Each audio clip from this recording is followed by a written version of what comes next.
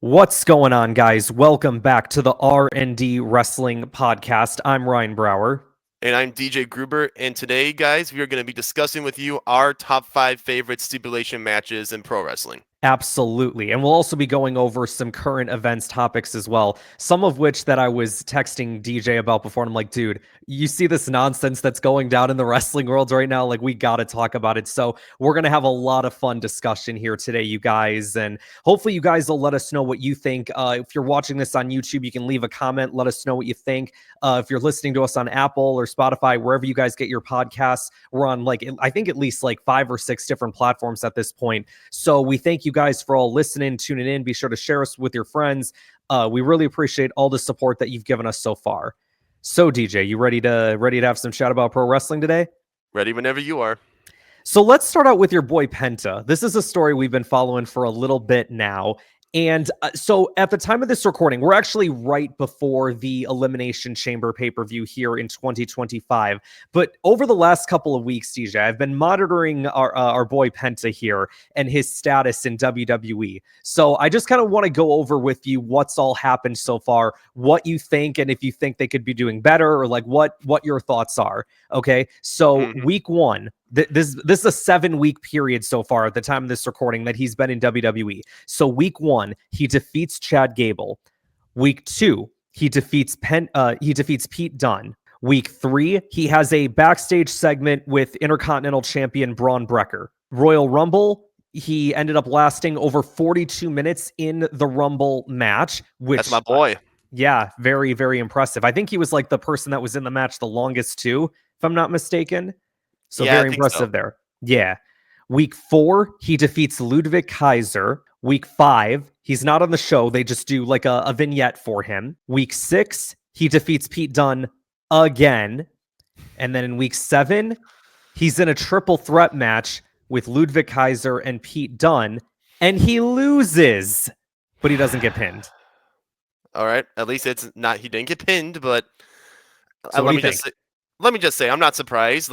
He's mid-card right now. He should be a star. He should be on the top of the board. But, WWE is like, oh, no, we're going to, put you in with these guys, and we'll see what happens. Do I think he's going to get a match with Braun Breaker soon? Nope. Because, WWE, they're going to, put him in there with Ludwig Kaiser. They're going to give him a rematch with Pete Dunne. It's not going to be for my boy Penta. And I said that, too. They're going to waste him. This was the first part of wasting him. A triple threat. He loses, never gets pinned. It's just going to be the same triple threat crap against Ludwig. Repeats with Pete Dunne. I'm very mad about this. I'm very mad about my boy. He deserves better. Before week 7, I was actually starting to get really confident in WWE's booking of Penta. I was like, he's undefeated. He ends up lasting a long time in the Royal Rumble match. And I was like, oh, maybe they do have plans for him or something, the fact that he's undefeated so far.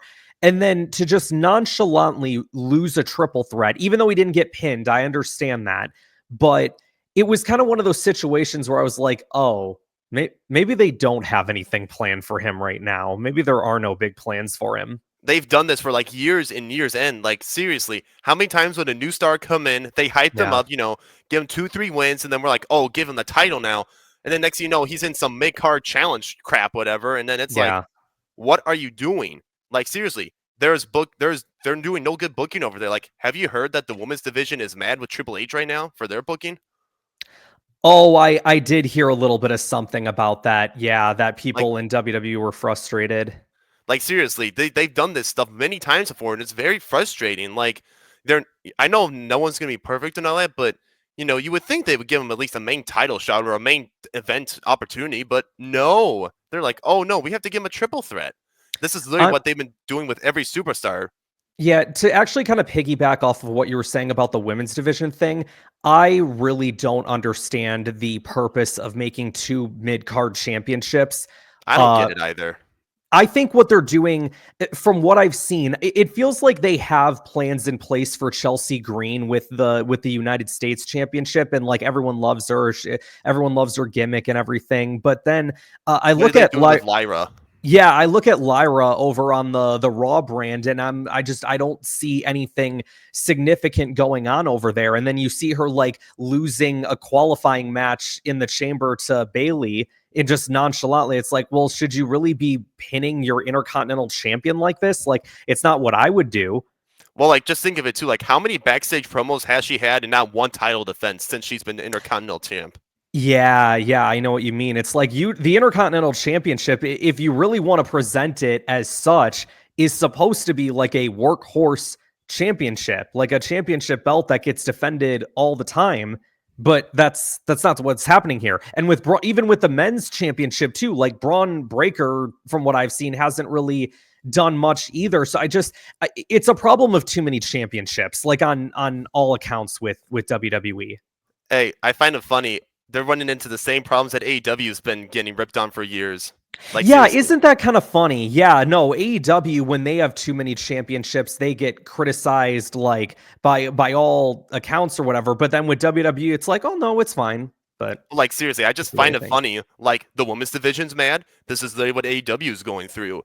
They have Yeah. too many championships. Oh, AEW's had this for like a couple years, but they're getting ripped on more than the other company per se. It's like, Yep. where's the balance? You know, like they're doing the same stuff. They're literally just repeating the same stuff they're doing. Like, where can we find a neutral balance here?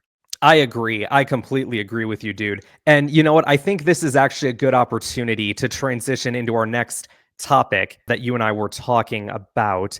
And I'm Mm. going to share my screen here. I don't know if I'm actually going to be able to show this to you guys because I think we might get copyrighted for the footage, but I might be able to present you guys with the audio. So just give me a second here while I pull this up. And obviously for the video for people that are listening to us on YouTube right now, DJ, can you see the screen in Yes, I front of can. you?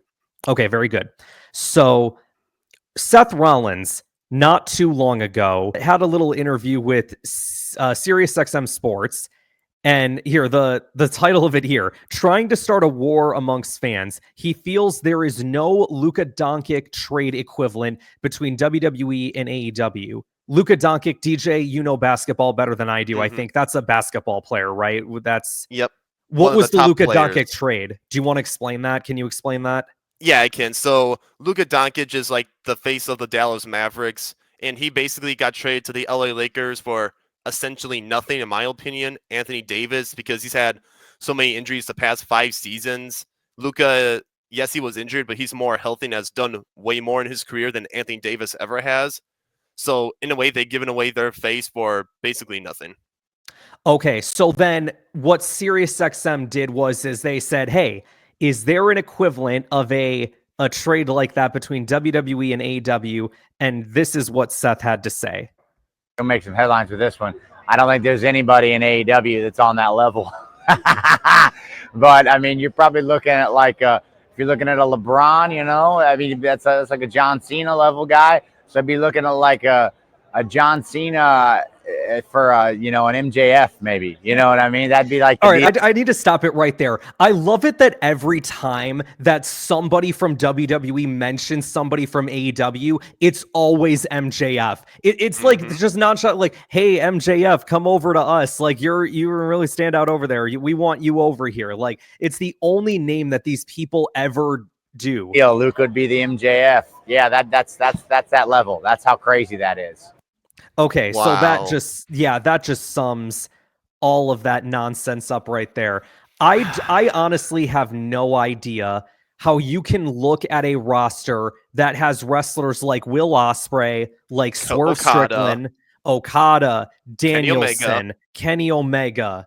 Adam Page, Daniel Garcia, Jericho, even though we might have just different opinions on that one. Like, there's so many good wrestlers on AEW. Like, That's how what do I'm you? saying. How do you but that's my point is like how can you sit there and say that no one in AEW is on that level? Like it's such a WWE mentality of, well, if you're not here, then you're not the best. Like it's Like, such a bullshit mentality. it is. Like, seriously, some wrestlers had to leave WWE to, for their own craft's sake and not be like, I can't be in that company. I have to find my own hitch, whatever. And, Mhm. like, seriously, how does he not?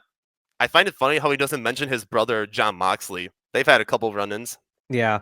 Well, no, because if you remember 2019 Seth Rollins, Dean Ambrose, aka John Moxley, was trying to take food off of Seth Rollins' table. Dude, so I want to say this much about Seth Rollins. Like, if I'm being perfectly honest with you, dude, like as a person, I have not been a fan of Seth Rollins for like the longest time. I think that the dude is just kind of a piece of shit, to be honest with you. Maybe listen, I've never met him in real life. Maybe he's a nice guy, but like every time that this dude goes out there, like whether it's on his Twitter, whether it's in the media, like wherever, this dude just like doesn't shut up about like the dumbest crap. And it's like, it makes me like, because I think he's a great wrestler, but every time I hear this guy open his mouth, it just makes me like dislike him even more than I did before. Did you not like him when he was Intercontinental Champion and Universal Champ? No, I listen again. I love Seth Rollins as a competitor. I've never had anything against Seth Rollins as an in-ring performer or anything like that. I love his Intercontinental title stuff. Like that was a highlight for him. I think the Universal title stuff, if I'm being perfectly honest, was kind of muddied in the fact that his only two feuds there that were significant. One was with Brock Lesnar, which it's Brock Lesnar, and I never really cared too much about Brock Lesnar either, if I'm being honest. And then Baron Corbin, okay? And it's not 2024, 2025 Baron Corbin that got like really, really good, okay? And everyone loves him now. Like this was 2019, that much different Baron Corbin then versus now. So to be honest, I don't think his Universal title run is significant, but that's not my issue with Seth Rollins. My issue with him is like back in 2019, the dude would go on Twitter, like back when WWE was at like one of its lowest points, just sits there and goes, guys, just WWE is just, it's the greatest pro wrestling company in the world. And it's like, well, no, that's not true. You guys are doing terrible right now, like record low numbers. You guys aren't putting on any great shows at all. No storylines. No good. Well, there were storylines, but they were all crap storylines. That's what I mean. There weren't like 5-star storylines or anything. They were like one. The start of 2019, the biggest storyline that they had was Baron Corbin pouring dog food all over Roman Reigns. What are you talking about? That was the best moment. That was the best moment the whole year. What are you talking about? I loved it. Oh my gosh. Look, Seth Rollins, I feel like there was a period of time where like Seth Rollins, he got off of Twitter, he stopped opening his mouth and it was like, okay, that's fine. But then like he goes out and says stuff like this and it's just like, dude, why? Why do you do that? You know, you could say that a lot about pro wrestlers because they can't keep their mouth shut. Like they have this high platform and think people are going to respect them. But then when they say this stupid stuff, it's like, okay, I'm either not a fan of you or you're just being stupid at this point. It's like, once again, where can we find an even balance? You know, like, oh, they're at this company, we can respect them. There's no like, oh, we're all going to be friends here. It's like, oh no, it's like a civil war practically. Like, oh, we're the better company. No, we're the better company. It's like, guys, can we just enjoy both wrestling companies? Yeah, I agree, dude. Like I've always look, when WWE is good, I'll give it its flowers. And just like when AEW is bad, I will criticize it.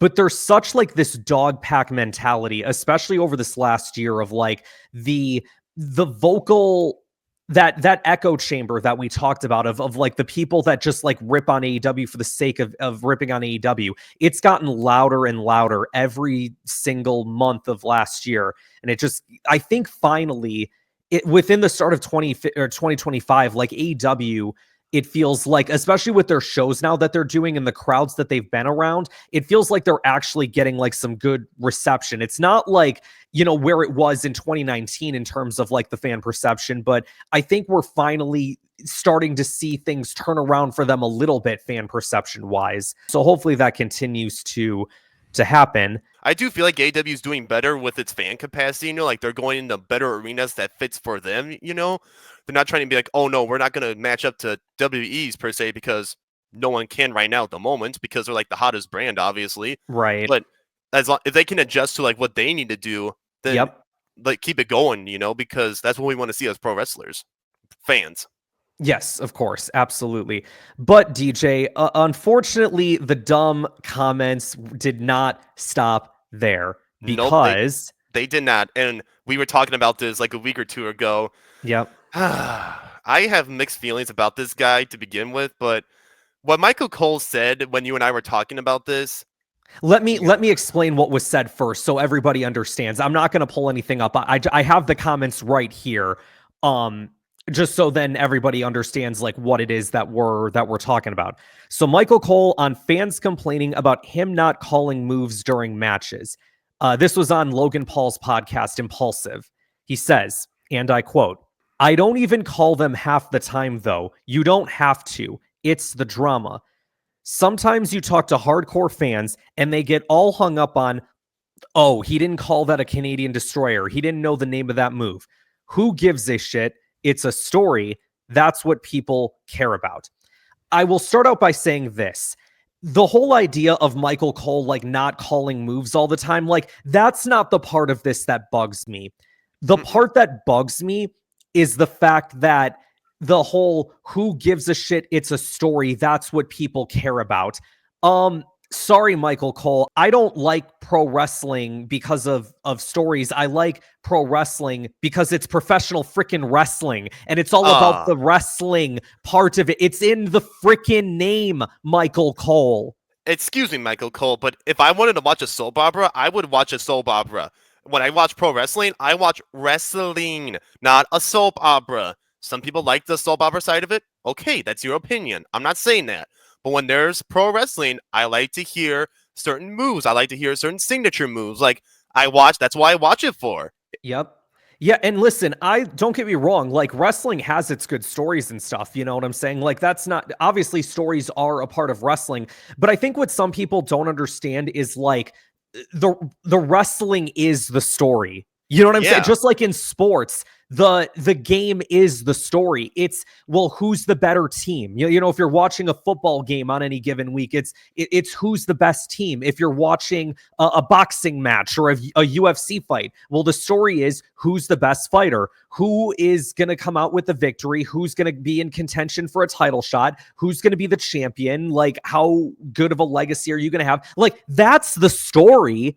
You know what I'm saying? So like, so people get so hung up on the whole story thing, and like we've poked fun at it on this podcast here in the past, but like it's not, that's not all wrestling is. Well, like some people get there's always a one-sided view, you know, being like, oh, I just watch pro wrestling for the soap opera side. Sure. But like pro wrestling is all about the fights, you know, like the blood, the sweat, the tears. It's like we always like to see the inspirational stories or underdogs per se. We don't like to just be like, oh no, so and so made up with my girlfriend or whatever. Like if I wanted to see a soap opera, I would just go to CBS and watch a soap opera, for crying out loud.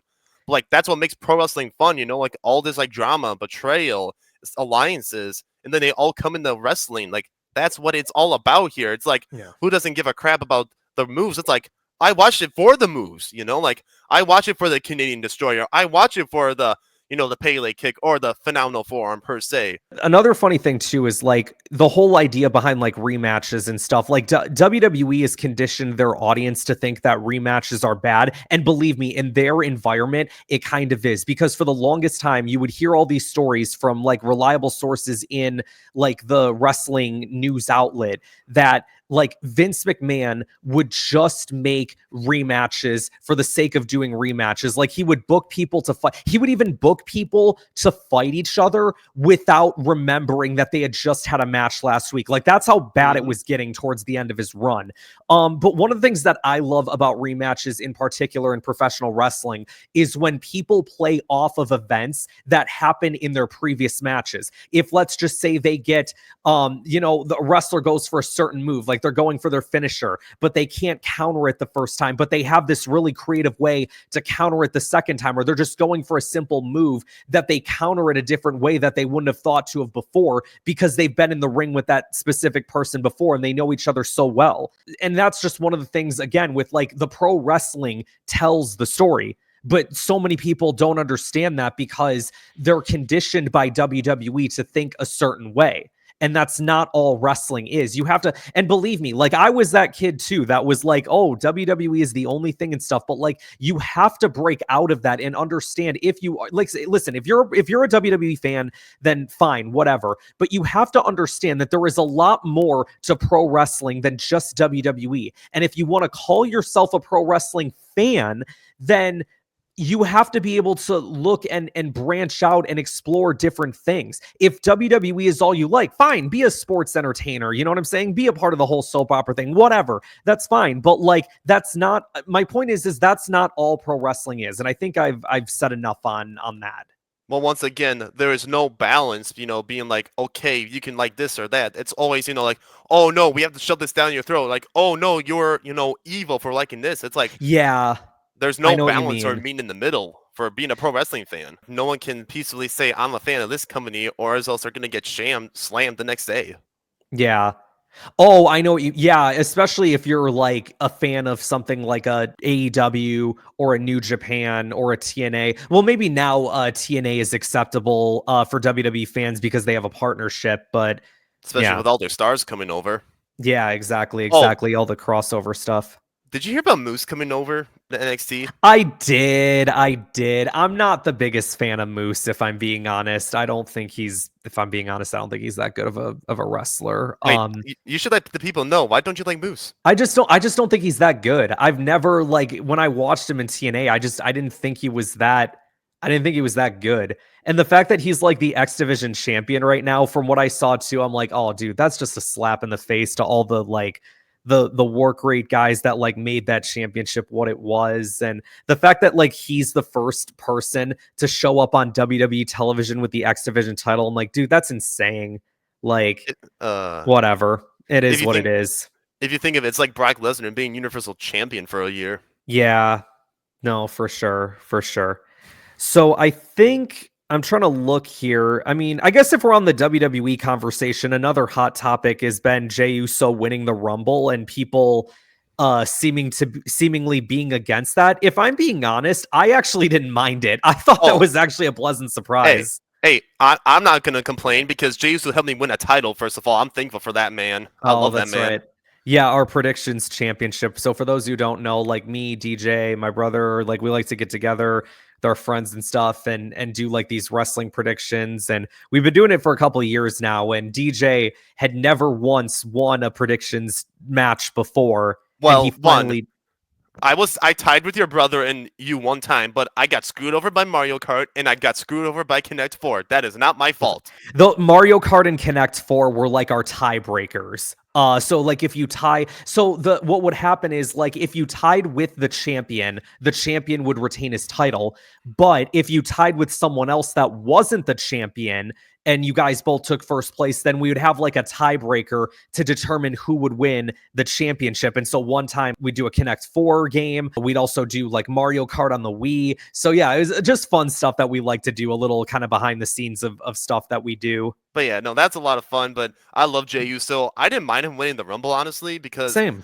Cena lost the Rumble before, and who knows, maybe tonight he wins the Elimination Chamber. Who knows? I think it was a good way to elevate a new star. Honestly. Oh yeah, for sure.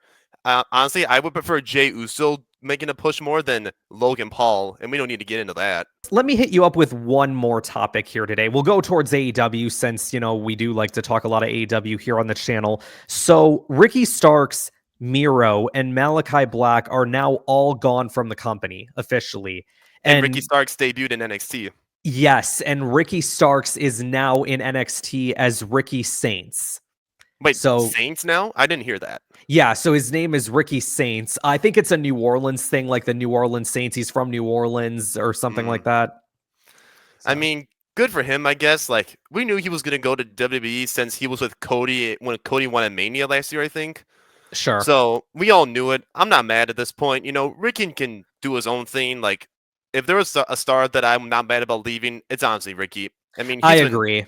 Yeah, just go at this point. We all knew you weren't going to come back. So to criticize AEW, because for people that think like, oh, you guys are just AEW shills, and you guys don't criticize the company. We're going to criticize them right now, honestly. Oh, I'm about to criticize them right now. Tony Khan, why did you not have Ricky Starks on TV for the longest time? And Ricky why was a champion. This dude had star power written all over him. He was and it felt like you just cut the knees. Yeah, exactly. And you just it felt like you just cut the legs out from underneath him. And that's one of the things I don't understand. Well, you can say that about Malachi Black. You can say that about the Lucha Bros, which I'm very mad about. Like, yeah. AEW doesn't get away free here. Like, I'm very mad No. about the Lucha Bros because what is our tag division now? It's a pile of crap. Yeah, it feels like the Hurt Syndicate now they're trying to desperately rebuild it with like the Hurt Syndicate as the tag champions, which it did need to happen. I love Private Party. I wish they would have had a better title run, but things weren't working in their favor and they needed something to desperately change. So the fact that they now have the Hurt Business as the tag champions, hopefully it means that like we get some crazy title matches and stuff. Maybe we get like a match where Kenny and Ospreay come together and they have to fight the Hurt Syndicate at some point as a tag team. I'd be cool with that. Just don't screw up Bobby and Shelton. They've been screwed over so long. Just please don't screw these guys over now that they're champs. Agreed. Completely agree with that. And the crowd loves them too. You know, that we hurt people. We hurt people. Yep. I love it, man. I love it. Yeah, absolutely.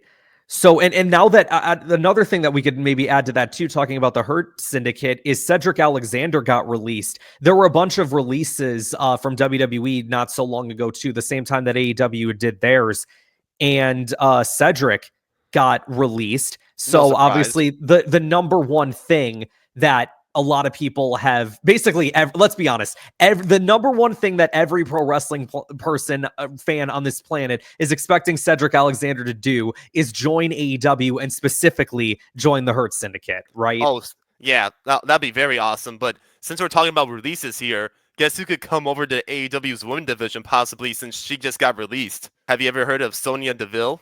Sonya Deville, yes, that would be really cool too. She technically, I think, could pop up on AEW TV right now if she wanted to. I don't think hers was a case of a release. Hers was like, once your contract is up, then you're done. You know, we're not re-signing you. So I think her contract at the time of this recording, and by the time that this video goes up, will have definitely been expired, I'm pretty sure. So she has free reigns to go wherever she wants. Whereas someone like Cedric, because he got released, he has to wait the 90-day period.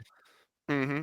Oh, and back to I'm piggybacking here because we were criticizing AEW, but like, if there's one thing to criticize, where is our AEW World Championship? Like, I swear, every week we're seeing the Death Riders beat up the same people. Yeah. Like, I love it. Don't get me wrong, but where is the build up here? Like, pro wrestling, you're supposed to build it up, not like, oh, we're gonna stay in the middle and do this all day. Yeah, I think part of the problem is, like, don't get me wrong. So by the looks of this Revolution card that we've got coming up, it is going to be an incredible show.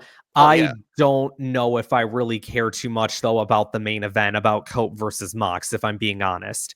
Like, we know who's gonna win it. It's just a matter of how long will it be.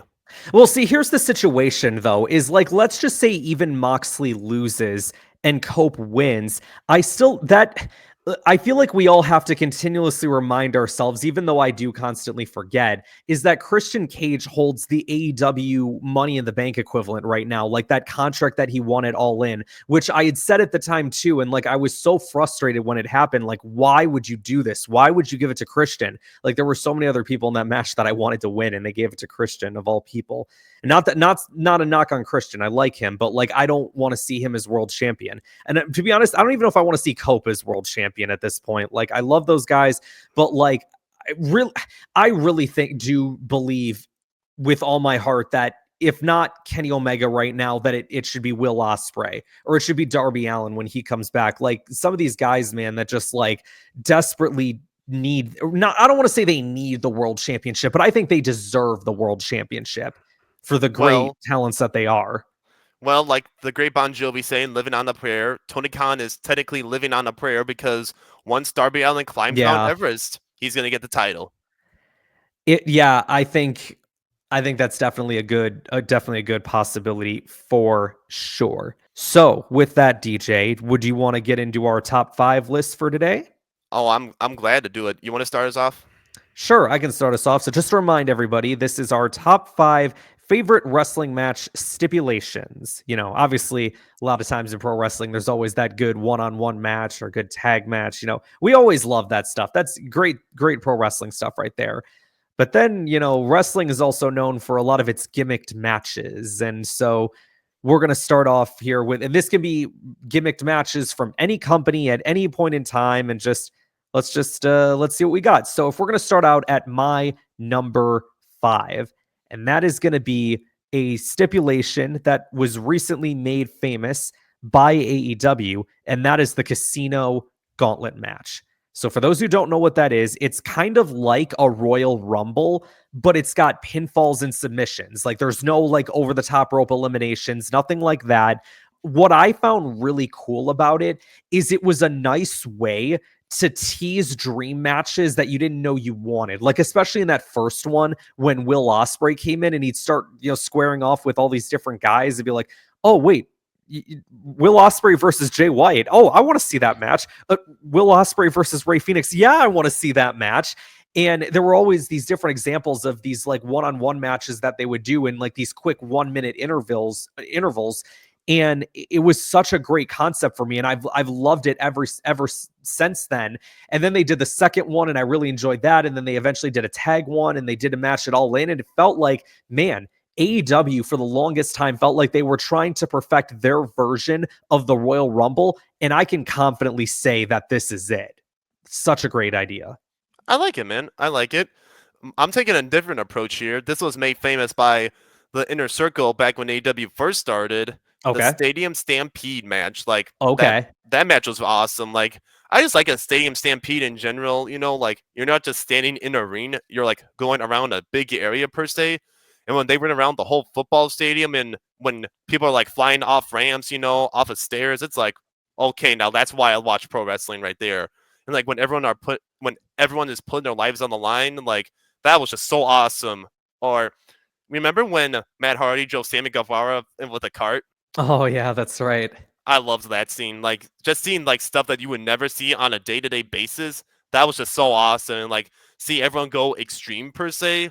That's why I was a big pro wrestling fan that day, and that's why I enjoyed that match. Well, to piggyback off of that, DJ, at my number 4, I have written down Stadium Stampede / Anarchy in the Arena. So, How funny.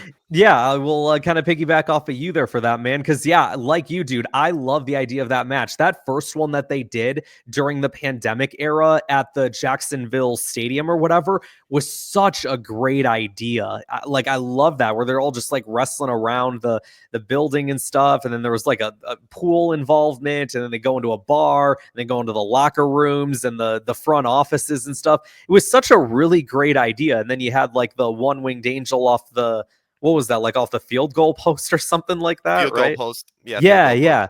So it was stuff like that, man. Like that first matchup that they did, like, was so crazy. And then what they eventually did is they then turned it into Anarchy in the Arena later on when they started like, having the fans in the arena and stuff like that.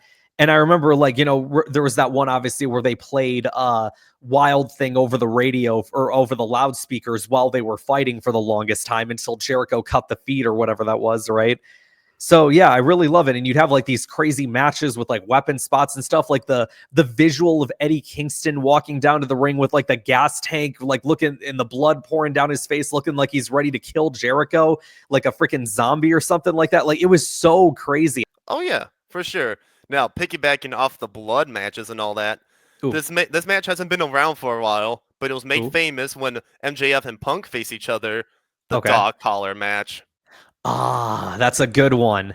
I love it, like both guys putting on a dog collar, being like, "You're not escaping me. We're going to fight to the death here, and if I kill you, so be it." And like just seeing like how much these two men are willing to like go at each other in this stipulation, I'm like, sign me up for that match. Like, that's on my bucket list someday, man. A dog collar match with someone. That's on my bucket list. That's on your bucket list is to have a dog collar match with somebody? Why not? I'm trying to be adventurous. I'm trying to. Okay. I don't know about this year, but someday, man, I'll be in a dog collar match, man. That's on my bucket list. Oh, geez. Okay. Well, definitely it won't be me. But, it's funny, actually, because like my friend Miles was texting me the other day that he was watching the that Revolution show where Punk fought MJF in that dog collar match. And I'm just like, oh, man, that was really the last time that I ever really enjoyed anything that CM Punk did in pro wrestling, if I'm being honest. It really was. What a great matchup that was. And yeah, obviously there's been plenty of other great dog collar matches too. You look at, even in like just in AEW, you look at the one that Cody Rhodes had with Brody Lee in, I think, Brody Lee's last match in AEW. Like that was a really good one too. So yeah, no, I definitely appreciate and respect that choice from you there. Going into my number 3, This one may not be well known to wrestling fans. This is a matchup made famous in a little promotion called TNA. So, the TNA is so great now. We love TNA because WWE is associated with them, so they're great now. That's what they want you to believe. Oh, yeah. So at my number 3, I have gone with the Ultimate X match. I love this match so much. Okay, so let me kind of explain it for people that maybe aren't too familiar with it. So the concept of it is it's kind of like a ladder match, right? Where you have something hanging like above the center of the ring, but instead of climbing ladders, they would put up these giant beams behind the ring with like these little stools or whatever to climb, or not step stools, but like the poles to like climb up or whatever. And then they'd have these beams that all extend to the center of the ring. It would make like this giant X, right? And they'd have like monkey bars that you would climb to get to the center of the ring to get to the championship belt. And it would create for such like crazy spots or whatever, right? Like if someone was climbing the monkey bars, you'd have like someone below, like trying to grab them by their feet, or you'd have maybe other people, if you're all close to getting the championship belt, you'd be wrestling on top of these monkey bars or whatever, trying to kick each other off. It would create for like these like crazy spots. You'd have people diving off of them and doing crazy stuff. So man, I love that match so freaking much. And I know there were people joking like, oh, they're going to do an Ultimate X match at WrestleMania or whatever now. I don't think that's going to happen, but I think there could definitely be like on like an NXT show or something like that. If they wanted to do an Ultimate X match, they definitely could. I like that. I'm taking a little different approach here, and my third favorite match stipulation is actually the Last Man Standing match, actually. Like, ooh, okay. I liked it because, like, it's different from the ordinary, match one-on-one. It's like, okay, we can use chairs, we can use all this and that, and we can actually go outside the ring here. Like, there were so many good spots with different matches, per se. Like, I'm going to take one from WWE here. Now, we can say what we want about this rivalry here, but the Styles and Nakamura Last Man Standing match, like, that match was really good, I thought. Yeah, I remember that one being pretty decent, yeah. Like, that match was actually decent out of that rivalry, and like just in general, like the many different Last Man Standing matches throughout pro wrestling, like see them go extreme per se. I like when the people go extreme, and like just seeing them like the 10 count and like someone not getting up, or like when they get up at barely 9.5, someone just beats them down, whatever, and like to see blood come down and like do all this and that, and the fans even getting involved too, like when they throw them into the fans, whatever, too, and everyone's just going crazy. Commentators are going crazy. Like, that's just really awesome as a pro wrestling fan to see when they're not doing the ordinary one-on-one match. The concept of the Last Man Standing match, with the idea of like almost kind of like in a boxing match, right? Where like if you get knocked down, you have till the count of 10 to get up, right? Obviously, with the pro wrestling side of things, they make it a little bit more dramatic, right? Where like it's not like you have the boxing ref just counting like 1, 2, 3, 4. The count is very much slower, right? It's like 1, 2. They got to give it that dramatic feel, That's what's fun 3. about it. Yeah, they got to give it. There's such like dramatic effect when they do it. So in that regard, like I kind of like don't like it, but I do like the idea of it. I just think in execution, sometimes it could be a little bit better, but I definitely respect what you're saying there for sure. Going into my number 2 on my list, I have gone with War Games. Oh, I respect that. Yep. So this was a match. Now, when I say War Games, I'm talking about the WCW style of War Games, not the current day War Games. So the original concept of War Games, right, is you've got 5-on-5. Every couple of minutes, you start one person from one team, one from the next, and then, every couple minutes you'd have another person from another team come in. The WWE style, I don't really like as much, because it's not submission or surrender when everybody gets in the ring. You can win by pinfall. I don't really like that.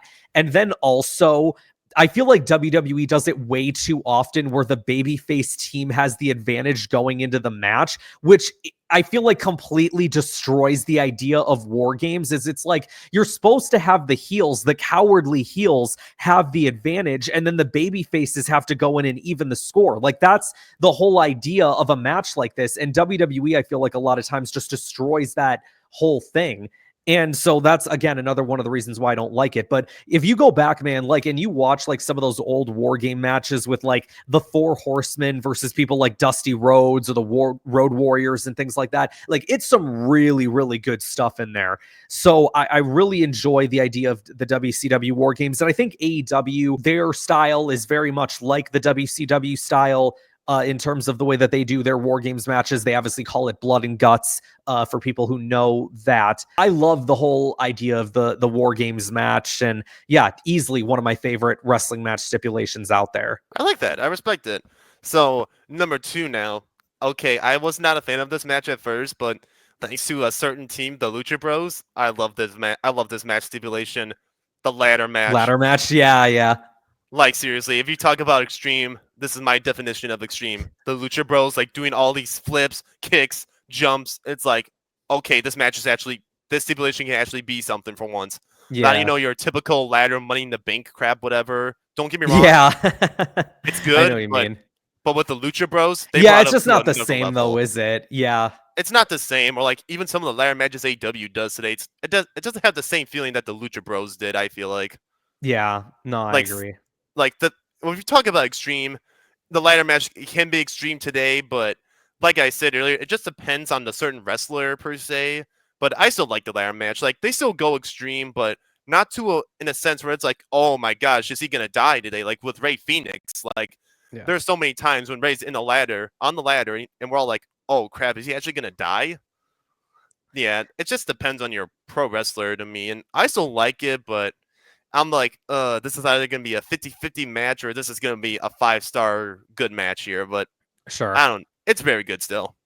Yeah, and there's obviously like, I think the cool thing with like a ladder match is you can do it with like any number of people that you want. You can do a singles match, you can do a tag team, you can do a triple threat, you can do a 4-way, you can have like anywhere from like 6 to 8 people, like the Money in the Bank ladder match. Heck, you could even add more people into the match if you really wanted to. So it's really one of those matches. And I feel like a lot of days now in pro wrestling too, it's like, okay, if we need a wrestling match stipulation to like, get people in or get people invested in this match, like let's give them a ladder match. And that's kind of one of the go-tos for like a lot of the major wrestling companies now is that match. So yeah, I definitely respect that. So going into my number 1 for my favorite wrestling match stipulation of all time. And this is a matchup that the Feds made famous, and that is good old-fashioned Royal Rumble match. Oh, you can never go wrong with that one. I love the concept of the Royal Rumble. I think it is the easiest match to get right, which is also why then it annoys me when they sometimes don't get it right. It's great for our predictions game. I'll say that much. The way that we design it, that's I won the title because of that. I love the Royal Rumble since I won the title. Yeah, because like the way that we would set up our predictions, right, is like you just draft numbers. You don't draft wrestlers. You draft numbers. And whoever comes out at that number, yeah, I agree. It's so much better. And it's just like, all right, who you get coming out. And that's the excitement with the Royal Rumble, right? Is like every 30 seconds or every 60 seconds. I swear it changes every year. But then you have like another person come out. And it's like, all right, who's going to come out next? And like, oh, it's this person. Great. And you hear the music. Now, with a lot of the Death Rebel themes or whatever, I never recognized any of them. So I don't really understand like who has what theme now. But when it's an iconic theme that I know or something like that, right? Like you hear John Cena's music or you hear CM Punk's music, you hear Cody Rhodes' music and like, oh, I know who that is. Or even watching the Rumbles from the past, right? And you hear, Bret Hart's music hit or you hear the glass shatter and Stone Cold comes out. It's just a big like, oh, snap, here we go. Business picking up. I love the idea of it. Or like just imagine, when AJ Styles first came or, when Alexa Bliss came back, like you never know who's going to come in. Like, there'll be rumors and all that, but like that's the excitement of the Royal Rumble. Is like you never know who's going to be in there. Yeah, dude, thank you for adding that. I didn't even think about that. Yeah, but AJ Styles, for those who remember or who were watching WWE back then, like AJ Styles made his debut in the Royal Rumble. Gosh, DJ, that was almost 10 years ago at this point. We're getting old, man. I swear. Oh my God, where is time going? Oh my gosh. We're getting old. AJ Styles, man, he made his debut in the Royal Rumble, and you'll see returns at the Royal Rumble. Like I remember, I think like Edge came back at the Rumble from his injury, and it was a really big emotional moment. So Alexa Bliss just came back this past Royal Rumble. yeah, that's right. Yep, exactly.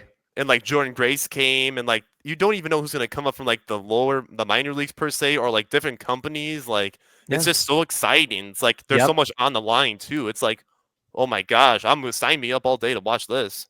The only thing that I wish that the Royal Rumble would actually do better of is like, especially nowadays where there's a 2-night WrestleMania event, is like if you win the Royal Rumble, that should guarantee you like a main event at WrestleMania. And I'm not talking, because WWE be like, oh, we have like 5 main event matches a show or whatever. That's not what the main event is. Okay. The main event is the final match of the show. All right. That's always been the definition of what it is. But people are like, oh, all the matches are main events or whatever. But that's not what it is. So like if you win the Royal Rumble, that gives you the main event match at WrestleMania. I said a before because like obviously there's 2 nights of WrestleMania now, which is all the more reason why it should be happening. So yeah, just thought I'd put that out there. But yeah, I love the Royal Rumble. Oh yeah, it's always fun. So then cap it off here for my number one. Well, I've been piggybacking between a couple here, but for mine, this was actually all I'm gonna say is that we are so close here in some way. It's the Casino Royale for me. I loved that match in AEW. Really? Okay. One, it's better than the original Battle Royal where it's like, okay, 2 guys here and then over the top rope you're eliminated. I just liked when everyone's just like, okay, let's just fight. Like no talking or anything. Let's just all fight together. And like there's so many different one-on-one spots too that were good. Like there's just so many different opportunities to like build young stars, give other guys a push. Like for them to all come together per se, that was just so awesome. Do you agree with the storylines? No. But I just it's like what you do in the video games per se, and be like, oh, we can do this with this person. We can do this over there. It's like, it's just beyond your imagination. And when you're getting creative with wrestlers, I feel like the Casino Royale can do so much for a company. It's just so awesome to me. And like, you can do so much with many different stars. It's like, sign me up to watch this all day. And there are so many endless opportunities to come with a Casino Royale. Yeah. AEW definitely tried like a lot of different casino match styles for sure. And yeah, I think the casino, I think like that would probably be like in terms of the casino matches that they did. I think the Casino Battle Royal would probably be my second favorite concept behind the Casino Gauntlet. So yeah, I definitely respect that for sure. They have so many different match stipulations, and like it was just hard to come up with a top 5 because there's so many different match stipulations. Like we could go on for hours about this, but a top 5 will have to do right now. Yeah, absolutely. So with that in mind, you guys, I believe that is going to wrap us up for today. The next episode that we're going to do, guys, DJ and I are actually really excited about because we've been talking and, we've said before that we're kind of pivoting from our original ideas of the podcast. So we're going to kind of do some different things. And next time with the NFL draft coming up, we thought that it would be a cool idea to have our own version of the draft. And we're going to do it because we're big AEW fans. We're going to draft 20 wrestlers to each of our respective brands for AEW. One of us will be Dynamite. One of us will be Collision. And we're just going to draft wrestlers and we're going to see like who comes up with the better roster. So I'm really excited for that. And hopefully you guys are too. It's going to be so awesome, guys. Let people know about this. Subscribe to the channel if you haven't already. And of course, like always, spread the word. Absolutely. We're available on many different podcast platforms. So just check out, we're on plenty of different ones. So make sure you guys are checking that out. Apple, Spotify, big ones. We're on YouTube. I know we're also on Samsung as well. I'm trying to remember the other ones off the top of my head, but I can't at this time. But I know we're on a good portion of them right now. So make sure you guys are checking us out wherever you get your podcasts. And yeah, that will wrap us up for today. If you're watching the YouTube, like and subscribe. I'm also just realizing that, I mean, it probably won't, by the time this goes out, there should hopefully be some WWE 2K25 content here on the YouTube channel that you guys can check out. I've pre-ordered the game, so I'm going to be filming some content and just, trying out the game, see what I think, and hopefully it's something I enjoy. And if you guys want to see more of that as well, you'll have to let us know in the comments. And yeah, we'll see you guys in the next one.